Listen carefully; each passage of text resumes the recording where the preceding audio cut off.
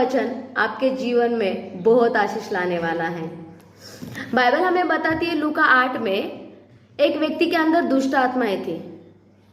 वो ना कपड़े पहनता था, ना घर में रहता था, वो बस कब्रों में दिखाई देता था, कभी इस कब्र में कभी उस कब्र में, वो बस ऐसे ही घूमता रहता था क्योंकि उसके अंदर बहुत सारे दुष्ट आत्माएं थी।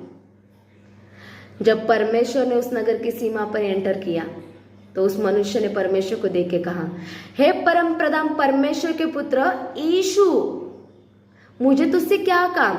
दुष्ट आत्मा भी परमेश्वर को जानती है, दुष्ट आत्मा भी जान गई कि वो परमेश्वर का पुत्र यीशु है करके।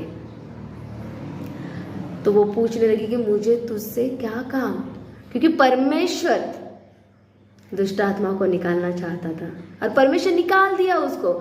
जैसे वो निकालने वाला है वैसे ही दुष्ट आत्मा बोलने लगी, हमें गड्ढों में नहीं जाना है, हमें सूअरों की झुंड में जाना है। जो पहाड़ों पे चल रहा है ना सूअरों का झुंड, उस झुंड में हमें डाल। तो परमेश्वर ने उनको आज्ञा दिया और वो झुंड में चली गई। जैसे वो सूअरों के झुंड में चली गई, सूअरों तुरंत समुद्र में जा गिरे। समुद्र में जा गिरने के बाद वो मर गए। और ये सारा दुष्टांत, ये सारा दृश्य वह जो सूअरों के चरवाहे थे उन्होंने देखा और वो भागते भागते अपने नगर में गए और लोगों को सारी चीजें बताई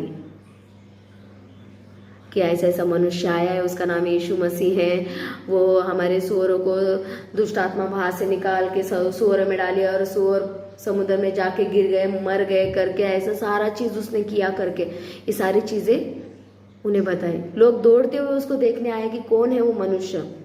और जैसे उन्होंने उसे देखा ना, यीशु मसीह को बोला, हमारे नगर में मत आ। क्यों पता है? वो डर गए थे।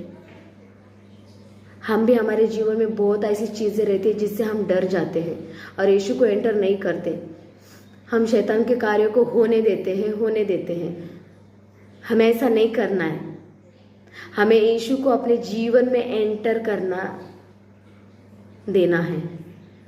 आमंत्रित करो यीशु को अपने जीवन में।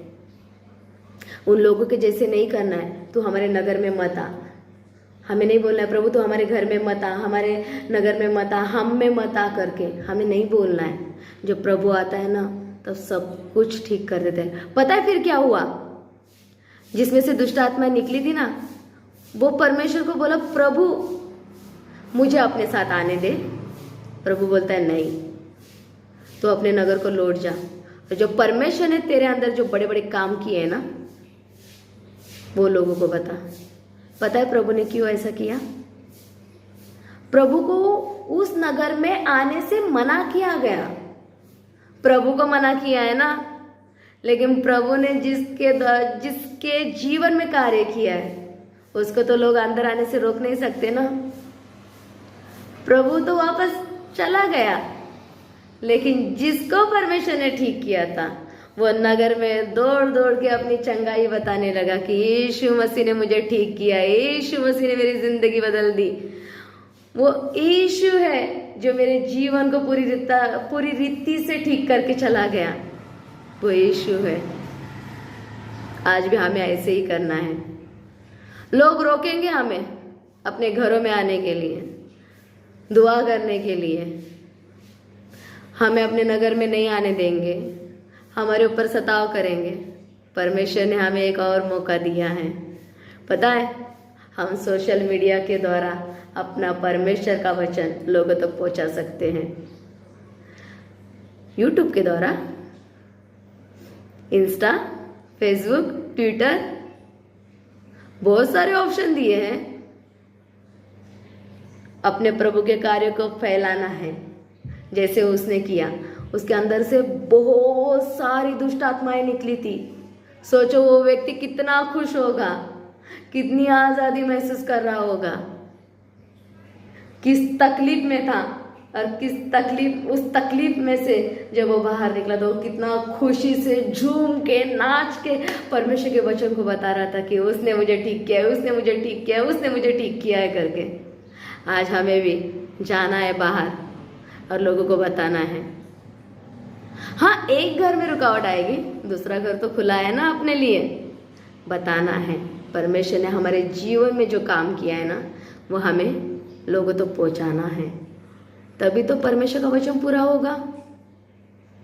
बाइबल में 4 सुसमाचार है, मती, मरकुस, लुका, यूहन्ना, लेकिन आपको पता है 5वां सुसमाचार भी है। अरे हम हैं 5वां सुसमाचार, चलता फिरता सुसमाचार है हम। लो परमेश्वर के वचन को अपने अंदर और फैलाओ लोगों के पास। परमेश्वर का वचन फैलता जाएगा और लोग आज़ाद होते जाएंगे। जैसे हमने आज़ादी पाई है ना, वैसे लोग भी आज़ाद होते जाएंगे। कुछ करना है प्रभु के लिए, कुछ करना है, सोचने से अच्छा ना करो और फिर सोचो क्या हमने काम करके आए, ये सोचो। क्या सामर्थ्य प्रभु ने हमें काम करने की, ये सोचो। बस नहीं करना है, करना है, करना है, यही सोचोगे ना, जिंदगी भर नहीं कर पाएंगे। करो और फिर सोचो प्रभु ने क्या बड़े बड़े काम किए। God bless you all.